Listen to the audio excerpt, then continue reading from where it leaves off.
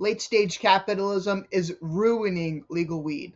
Let's find out how in today's video. Here's a wild story I've been looking into.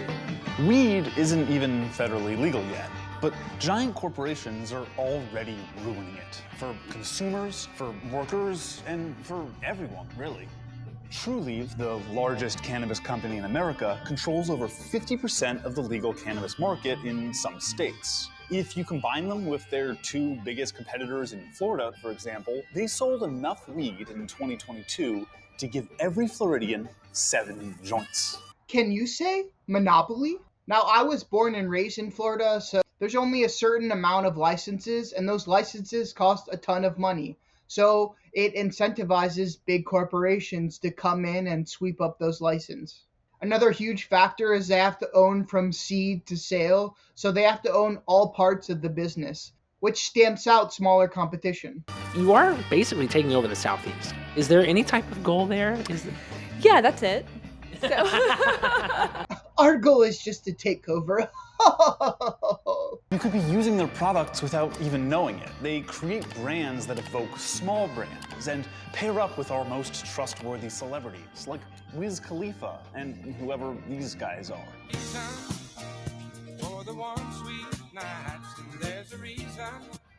Gosh, making smaller brands that are just under the umbrella of big brands is a huge scandal that's going on right now. There's a lot of people on DoorDash or Grubhub that are regular establishments, like say Mellow Mushroom, or Denny's or places like that, places that you would immediately recognize. They create another brand under that and sell food through Uber Eats through that brand. It's basically just the same kitchen serving the same food, but under a different brand to maybe trick you into buying from them. In a world inundated by choices, let's give the people a little bit more choice.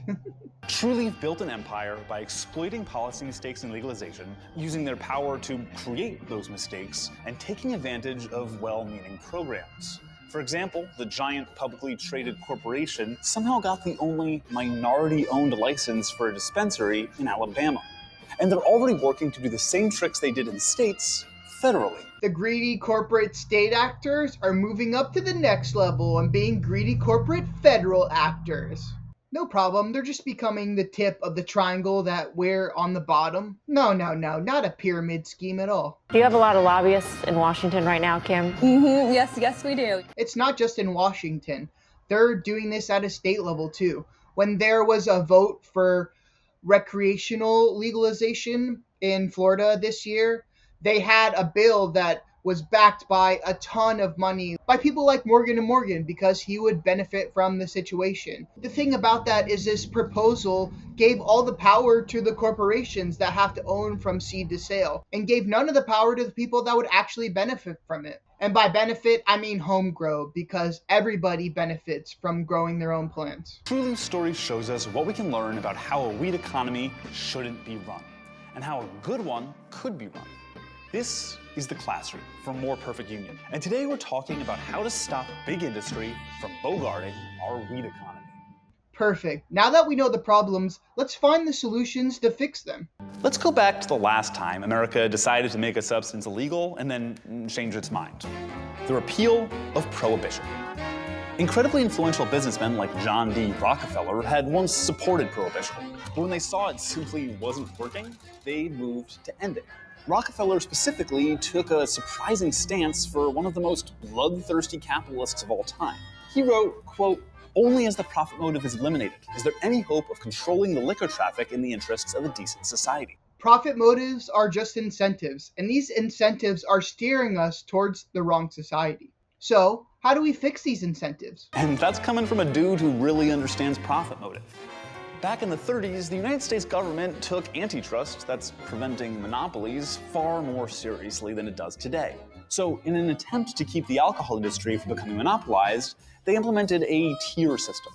No one company could be the manufacturer, distributor, and retailer of alcohol products. Can you already start to see where the problem is, where these weed companies own from seed to sale? Now, there's some prominent people like Peter Thiel that wrote this book, 0 to 1, that basically glorifies monopolies. And in my view, I don't think monopolies are the way forward for society. Now, giant alcohol companies are a problem today, but the problem could have been way worse without that regulation. Unfortunately, monopolies are everywhere in our society. Google, Meta. I would argue that both of those companies are definitely monopolies in the social media and the search space. But let's look at weed.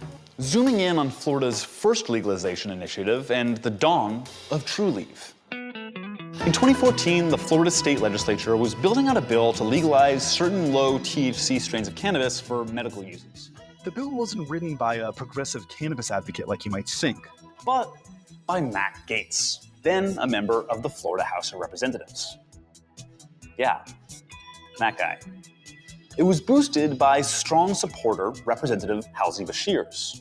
Medical cannabis laws are complicated because they basically have to create an entire industry and how it runs from scratch. There need to be regulations on everything from labels to who can get licenses. During the debates on the bill, an amendment was added by Representative Matt Caldwell that said in order to get a license to grow the newly legal cannabis, a nursery must already have approval to grow 400,000 plants and have operated as a registered nursery in this state for at least 30 continuous years.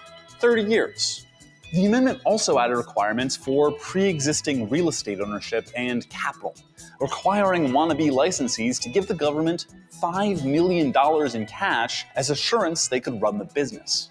Gosh, the amount of plans, the amount of money that you have to have basically shuts down the small businesses.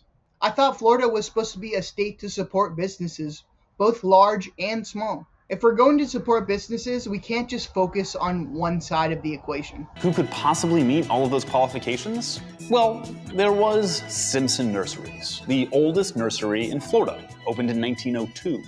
Simpson Nurseries was the family company of the Beshears. Yeah, that guy, the representative from earlier. Oh my goodness, the politician stands to benefit financially from this decision? Who would have thought? Me, I thought.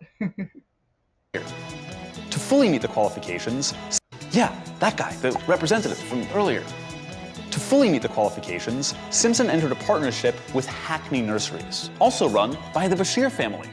The combined partnership got one of the just 5 licenses that Florida gave out after that bill. The combined company was Trulieve. But wait, there's no evidence of corruption here, right? Beshears being involved isn't enough. Where would he have even gotten the idea for this? His family was supposedly, quote, opposed to growing cannabis. It's a system of messed up incentives. If you have the bad incentive, you're going to go towards that. We just need to provide the good incentive so people can go towards the good. Well, like so many great scandals, there was a total idiot involved. In 2016, a Florida businessman, J.T. Brunette, was being investigated for a number of crimes, and undercover FBI agents recorded a conversation with him. He bragged to the FBI agents that he had, quote, worked through the bill with Beshears, a childhood friend of his, over the course of one afternoon, and convinced him to push little tweaks to the bill. Those little tweaks were the amendment that broke the whole cannabis law, the one we just told you about. At the time, Burnett had a girlfriend, Kim Rivers. Today, they're married, and Rivers is the CEO of Trulieve. Oh my goodness. This is charlatan, snake oil salesman, grifter vibes. Correlation doesn't equal causation, but these facts kind of slap you in the face. A lot of lobbyists in Washington right now, Kim.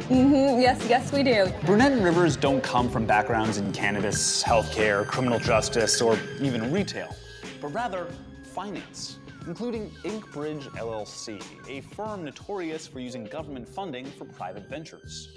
It's also invested in Trulieve. Burnett and Rivers were also involved in real estate and construction, and used their own companies to build Trulieve properties. Investment companies ruining industries is happening at an alarming rate nowadays. There's a bunch of examples, but the most prominent is probably the GameStop example, where all these investors are trying to short this stock, and people find out and they're trying to short squeeze this stock, so make the price go up so the people that are shorting it have to pay a bunch of money. So many VC firms come into industries that they don't understand and basically ruin them. Jersey Mike's just had VC takeover. They're going to cut costs and maybe even bankrupt the company. Party City, bankrupted. Boeing, people came in, not technical at all, didn't know anything about aeronautic engineering, basically ruined the company. These are just a few examples, but this is happening across the board in all industry.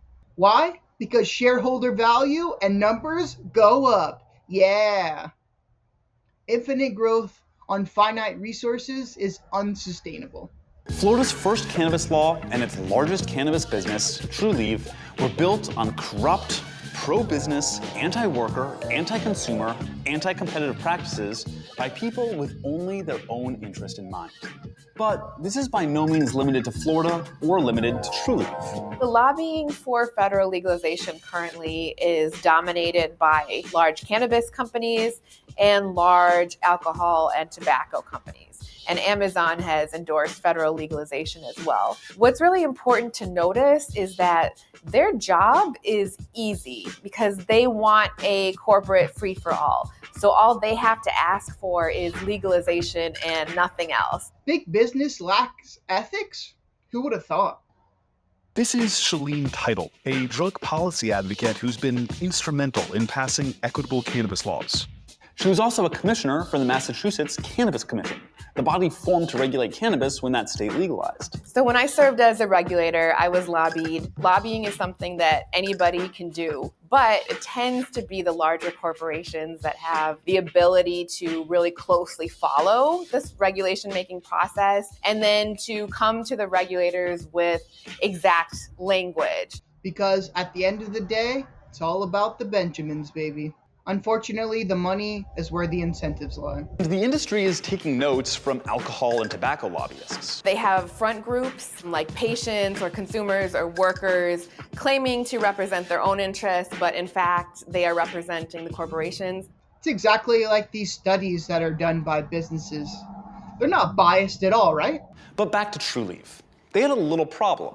In other states, the licensing structure had also been perverted by people like them, meaning it was very hard for new businesses to move in. But they had something those other businesses didn't: capital and power. So they just started buying existing businesses and their licenses in other states. This strategy is deadly for small businesses because licenses are in such small supply. Buying out the competition is a common but really scummy move. By 2021, they were operating in 5 states through a series of acquisitions and made their biggest purchase yet, Harvest Health, which gave them 6 more states. It also allows Trulieve to continue vertical integration. That's where they own every part of the process from production to retail. The very same thing that regulators in the 1930s knew would monopolize the alcohol industry. Trulieve's size also puts them in a position of power over their workers, who they've union busted multiple times, all while workers are dying in their facilities. 27-year-old Trulieve worker Lorna McMurray died from what the CDC ruled to be occupational asthma due to poor ventilation in the plant. Trulieve denied all responsibility and just went harder on union busting. Oh my goodness, union busting is such a big problem, especially in Florida. Florida is a right-to-work state, so they can basically fire you for any reason that they see fit, which is why Florida is a state that favors businesses. And this right-to-work state ideal leads it to be very hard to form unions because they can basically, once they figure out you're trying to form a union, just fire you for whatever reason they see fit. So while unions aren't impossible in Florida, like I worked at UPS, the Postal Service, and they have a union, but that business has been established for long time. Whereas forming a union now would be an uphill battle. Because cannabis is such a young business, we as a nation haven't decided how it'll be run yet. This isn't oil, this isn't pharmaceuticals, this isn't tobacco or alcohol or railroads, any of the other exploitative businesses that have plagued America for decades. Like Bob Marley said, the herb is the healing of the nation. And with that healing of the nation, we need practices in business that incentivize the benefit of the lower half of the population, the benefit of the many, not the benefit of the few. This is something new. New York has been a great example of a state that has learned lessons from every other state. first, they focused on social equity, which means that they gave the first licenses to nonprofits and to people who had been harmed by the war on drugs. But then the second thing that they did was they enforced anti-monopoly provisions. So in New York, you can't control the entire supply chain. This is a great idea.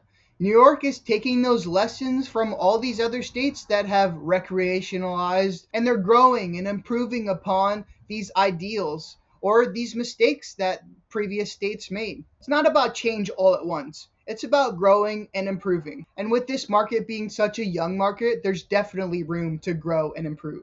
New York also has pro-labor provisions, like mandatory labor peace agreements for acquiring licensure. Because New York has put the most effective rules in place, they've also got, in my observation, the most pushback. A whole campaign really to represent the New York agency as irresponsible when in fact it has taken these really effective measures. Pushback not from the people, from big businesses, because their plans in all these other states are kind of ruined by the plans in New York. New York is supporting many people's need, not a few people's greed.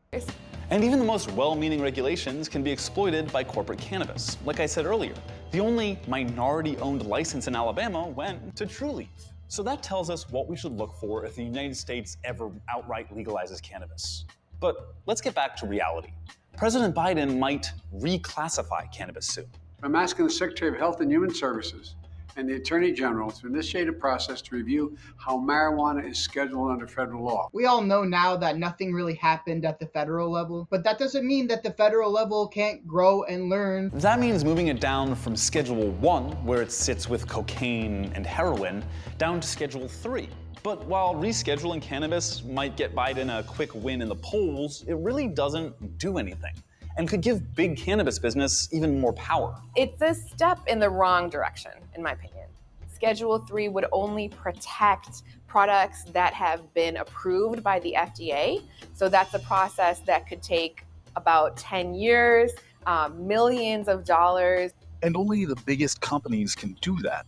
The big guys also have resources and motive to use that preferred legal status to shut down the little guys who couldn't afford to get FDA approval. The reality of the FDA's big business supporting other big businesses in the cannabis industry is an incentive and a step towards the wrong direction. But here's the thing. We just spent all this time talking about giant weed conglomerates, and they might not even be the real problem here. So I have likened this to dinosaurs squabbling when the asteroid is coming. Right now, we have cannabis businesses of all different sizes. They're competing to see who can do the best in the cannabis market. But there's this asteroid, which is the enormous companies. For example, Altria. Altria's market cap is bigger than the entire cannabis industry combined. Jeez, it's not just big businesses, it's massive businesses trying to get their little slice of the pie. And it goes even bigger. Amazon has been supporting federal cannabis legislation, and I highly doubt it's because their shareholders just really want to stop people from getting needlessly arrested. And our friends at Trulieve have been focusing on federal legalization too. Just legalization is essentially handing a monopoly to these companies. If you care about public health, about racial equity, about workers' rights, you have to ask for all of these things to be incorporated into legalization. Because in the end, if we end up just having 2 or 3 companies that are making all of the profits from marijuana and perhaps lying to consumers and exploiting workers and the environment, then I'm not sure that we even made an improvement. Sometimes big business is unavoidable, but we have the power to change the incentives that the big businesses run off of. We vote with our dollar every day. So what are you voting for? Comment below and let me know so we can all cultivate our own oasis. I'll see you in the next one.